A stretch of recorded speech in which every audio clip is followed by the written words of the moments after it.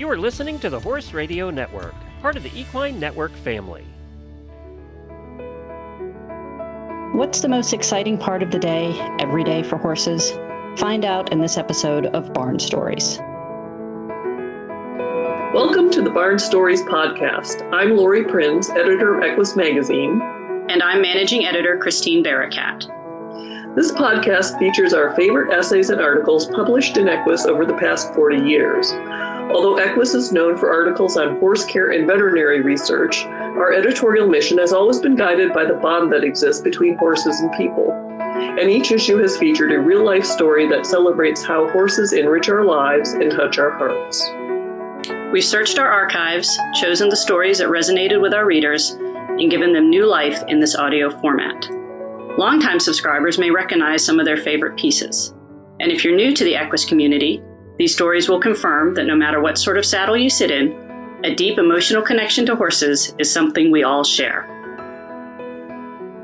At the heart of this episode is the special kind of affirmation you can get when you walk into a barn full of horses waiting to be fed.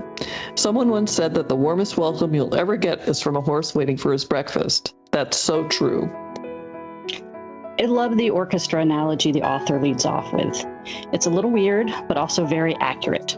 I don't think I'll ever feed a barn full of horses again without thinking about it. I do have one quibble with the story, and that's the premise that it's a particular type of feed fueling the horse's excitement. I've not known horses to be that picky. It seems no matter what you're pouring into their feed bins, they are overjoyed to have it. So let's listen to Sweet Satisfaction, written by Katie Lynch and read by Taylor Autumn.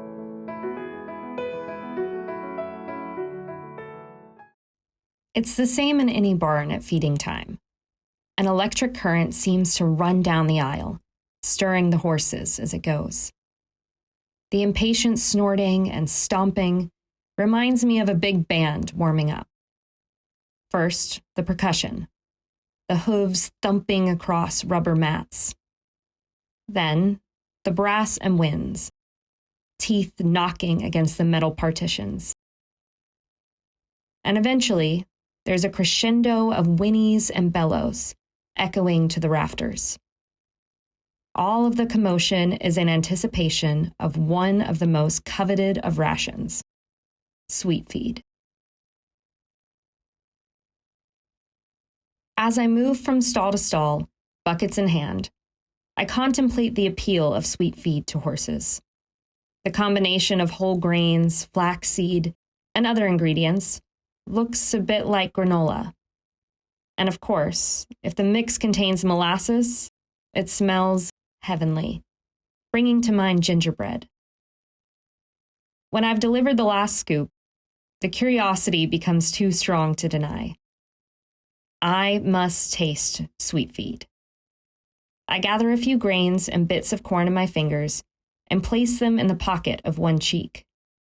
I start to chew. My first reaction is bemusement. The taste reminds me of a molasses cookie, though much less sweet. Then my chewing stops, and I wonder how one piece of corn could become so deeply wedged between my teeth. Finally, I extract the stuck morsel and swallow. Its sweet, grainy taste lingering on my tongue. East of Wall, a new film directed by Kate Beecroft, is a portrait of female cowgirls in the New West, about a rebellious rancher who must cope with her family, losing her ranch, and providing for a group of wayward teens.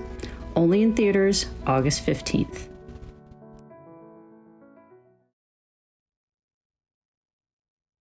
Sweet feed is, of course, made for equine rather than human consumption. So that's as far as this culinary adventure will be going. But it has helped me appreciate why each drum roll of feed, pouring into empty buckets, is greeted with such anticipation, and why the mood in the barn changes so dramatically as the ruckus anticipation gives way, stall by stall, to the sounds of contented munching. Soon, even that subdued cacophony fades for another evening. The golden ration has been doled out, and the appreciation of the recipients becomes evident and the sleepy looks that glaze their eyes. Tails swish rhythmically, signs of contented minds and full bellies. Tidying up the feed room before heading out the door, I pause at the grain bin and take in one more whiff of the musky molasses aroma. Sweet. Thanks for listening to Barn Stories. We hope you enjoyed this episode. If you have a favorite article or essay from the Equus archives that you'd like us to feature in a future podcast, let us know. You can reach us at Equus Barn Stories, all one word, @gmail.com. Did you enjoy this episode of Barn Stories? Head over to iTunes to subscribe, rate, and leave us a review. Thanks for listening. The Barn Stories podcast is a production of the Equine Podcast Network, an entity of the Equine Network.